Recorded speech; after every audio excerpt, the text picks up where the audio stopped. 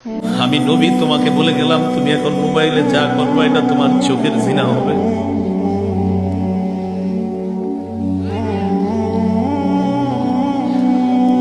অনেক মানুষ প্রতিদিন এই গুনাহে লিপ্ত হয়, চোখের জিনা করে। একটা নারী পুরুষের বৈধ সম্পর্কের সূচনা হবে বিয়ের মাধ্যমে।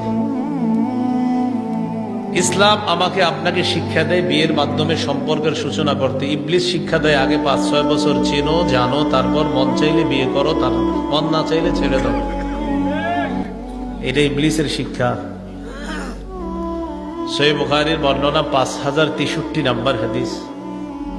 এই হাদিসের বর্ণনাকারী আনাস ইবনে মালিক রাদিয়াল্লাহু তাআলা তিনি বলেন, جاء ثلاثة رهط إلى بيوت أزواج النبي صلى الله عليه وسلم يسألون عن عبادة النبي صلى الله عليه وسلم।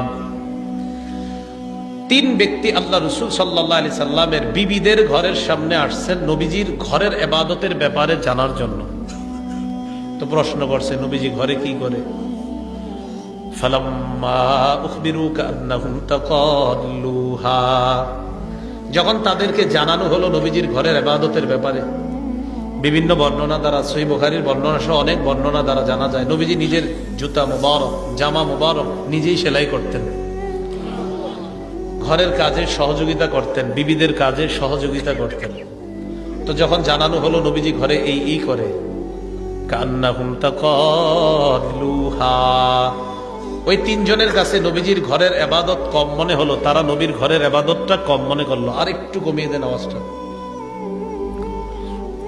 তো যখন তারা ইবাদত কম মনে করলো, ফাজা রাসূলুল্লাহ সাল্লাল্লাহু আলাইহি ওয়াসাল্লাম, নবীজি দিক দিয়ে বাসায় আসছে, আর এই তিনজনের অভিব্যক্তিটা শুনেন, যে তিনজন গেছে।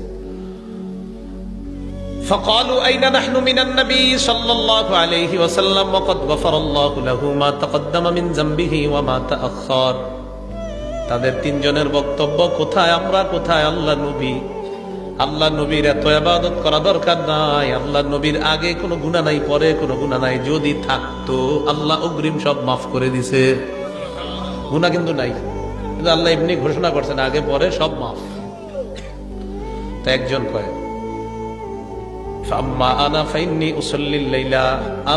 একজন কয় আমি সারা রাত নামাজ পড়বো, আমি ঘুমাবো না। ওনার মতে সারা রাত নামাজ পড়ার মানি হলো বড় ইবাদত গুজার।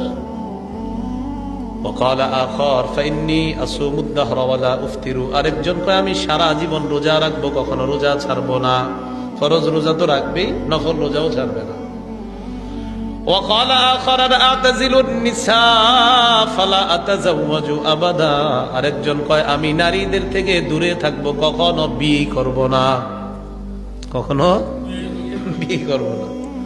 فجاء رسول الله صلى الله عليه وسلم إليهم فقال أنتم الذين قلتم كذا وكذا।